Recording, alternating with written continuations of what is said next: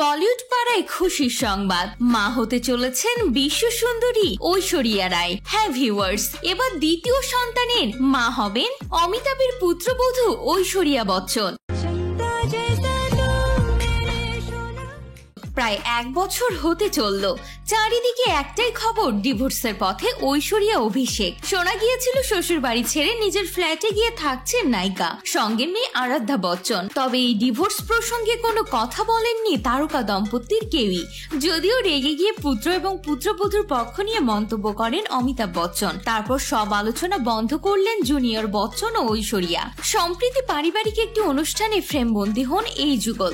সেই ছবি দেখেই স্বস্তির নিঃশ্বাস ফেলেছেন তাদের অনুরাগীরা। এবার আরো এক নতুন খবর, শোনা যাচ্ছে আরাধ্যার নাকি ভাই বোন আসছে। সম্প্রতি রিতেশ দেশমুখের কেস তো বানতা হে শোয়ে এসে তারই আভাস দিয়েছেন অভিষেক বচ্চন। এ সময় সঞ্চালক অভিষেককে প্রশ্ন করেন, অমিতাভজি, ঐশ্বরিয়া, আরাধ্যা আপনার নামে এই অক্ষর দিয়ে শুরু হয়, তাহলে জয়া বচ্চন ও শ্বেতা বচ্চন কি ভুল করেছেন? অভিষেক জবাব দেন, এটা আপনাদের তাদেরকে জিজ্ঞাসা করতে হবে।